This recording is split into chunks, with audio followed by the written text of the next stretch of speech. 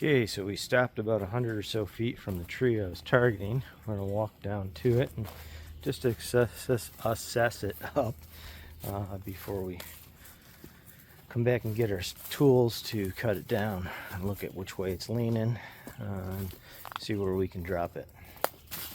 Oh, there's a tree that came down from last night. Yep, there's one over there. We had a poplar tree come down in here. Oh, I just heard something fall too. With this wet soil, all the rain we got, looks like that tree just tipped over. That is a poplar tree. We could probably come in and take that as well. Let's take a look at that. Let's go down in here.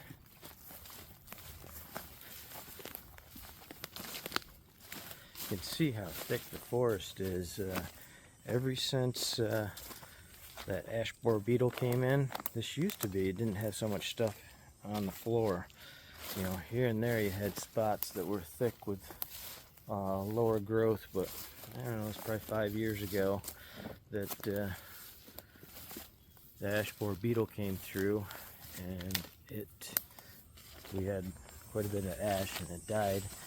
Is allowing the sunlight to come into the forest floor, which is you're getting a second growth. So here is the poplar that tipped over. That one will be a fun one. Looks like it bent over. There is a live ash that it took out. There's not very many live ashes, but that is one right there that it bent right over. Looks like it knocked over another. Yeah, there's quite a bit of a tangled mess in here. Took out part of a hickory up there. So we can definitely get some logs out of this. So that will probably all flop down when I cut this off for sure. I'll have to see how I can get in here best. Maybe this is telling me I should work on this poplar first, and wait on the pine. Gotta look how I'm gonna get in here.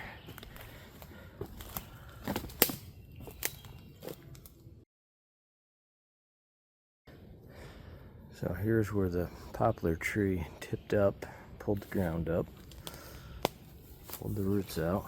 I see some pink in the roots, and I see some pink on the tree, which is interesting. I don't think I've seen that in poplar before. Almost acts like it's a different type of tree, but it's definitely a poplar tree. I don't know what this pink is in here. Interesting. Well, somebody knows why this poplar tree has pink in it. Let me know. Okay, with this storm just right in this little area here, we have that large poplar tree down in there, which has been over a bunch of other trees. This little poplar here is tipped over on this tree, so it also uprooted. And we have a tree over there that tipped over, and it looks like it knocked another tree to the side. So we've got several trees down in here. Thinking I'm going to skip cutting down our target tree, which was right there. That is a white pine that we're going to take down, but I think we've got enough to pull out of here, just poplar, that we could get a lot of 2x4s and 2x8s out of it. Alright, let's go get our equipment and get working. So it looks like right now I've got some logs down through here that are dead and just some small stuff, so it looks like I can access it from this road that we have here, this logging road. So we will access it from this side, cut all this dead stuff, throw it out of the way, and then cut that up, back down in there and grab it. Here we go.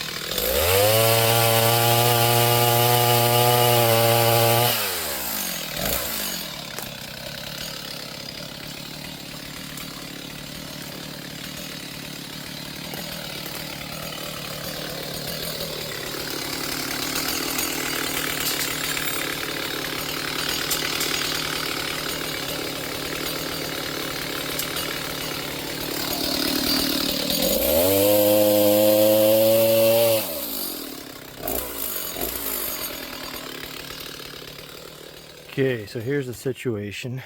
I made a cut down at the bottom, and then I came up 13 feet approximately, pretty close to it. Made another cut, and then another 8 feet. So I've got a 13 footer, and I think that one's actually 9. So we got 13 and 9 that we can take off of that base. Up here, the tree is kind of crooked. Now I know, I got a feeling that that root blob is going to tip up when I cut that off. If I try to cut that base fully through, I got a feeling I'm going to split right up through the center of this log. So what I think I'm going to do is I'm going to try to cut this off up here higher and hope that that root blob doesn't come down, and then I can make that cut there on the base and drop that entire log. So let's give that a shot and see if we can keep this from splitting on us. All right, so we got to pay attention to that tree right there. That is spring loaded. That's a good sized tree that's spring loaded.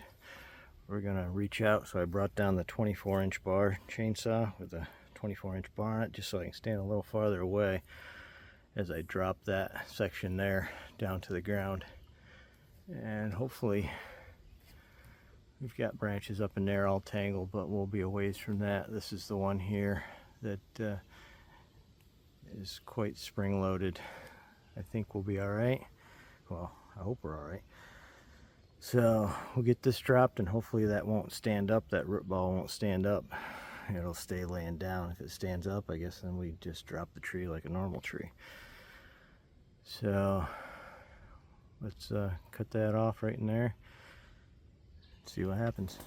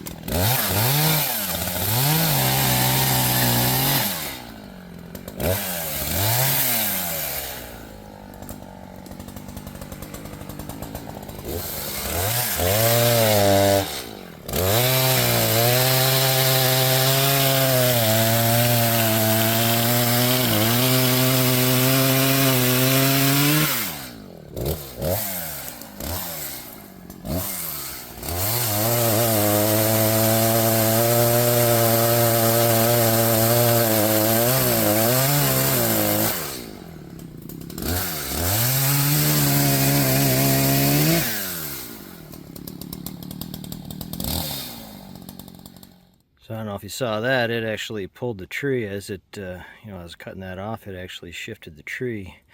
I bet you a good foot or better downhill as it pulled that, because of that root ball.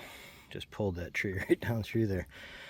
So we got a 13-footer and 2 8-footers and a 7-footer out of it. At top, we're gonna leave it alone. I don't know if you saw me, I was looking up that way. We've got 3 bears roaming this area. The neighbor's got them on camera on his game cams. So I definitely knew I see signs of bears around, bear poop, right? So I thought, well, something cracked hard up there. I thought, well, is that bear coming down to see what I'm doing? But don't know.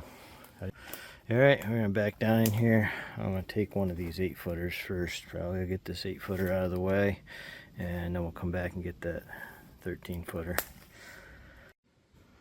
Okay, the cracking sound I thought I heard over there is actually this tree cracking. It just made a loud cracking sound. The end of that is pulling it down a little bit more now that I've cut it off. So it's definitely starting to crack right there in that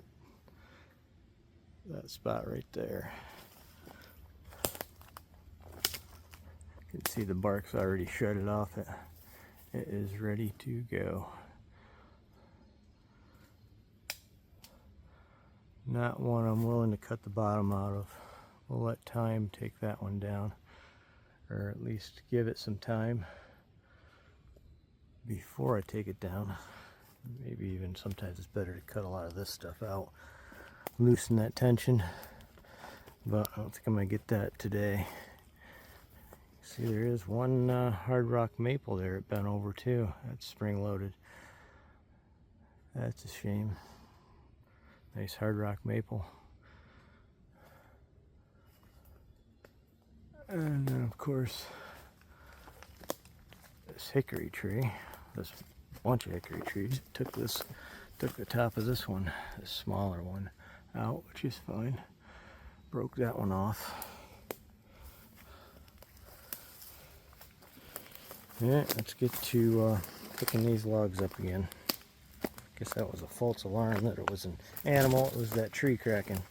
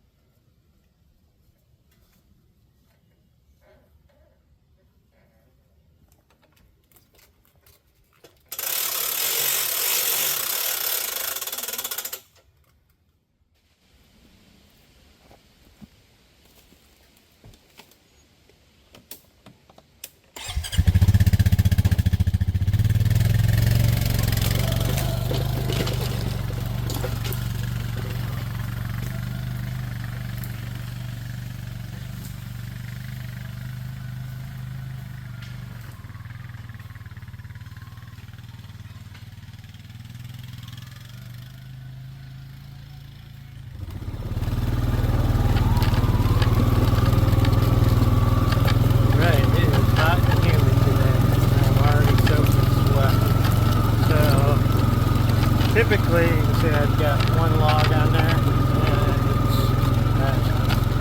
it's probably 15 inches. Typically, I'll bring a couple of them back with me, but today I'm just going to bring this one back. I had another leaner there that I could take down, but I was going to have to pull that out because it was tangled up in that large white oak. So there's no way I was getting it down.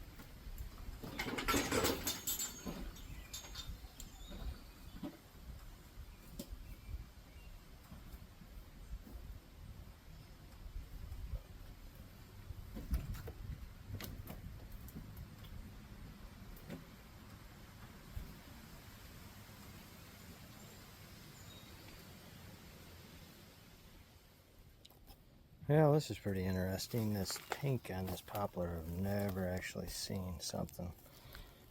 A pink poplar. We'll see what happens when I mill this up, whether that extends down into the log or that just is something that's on the surface.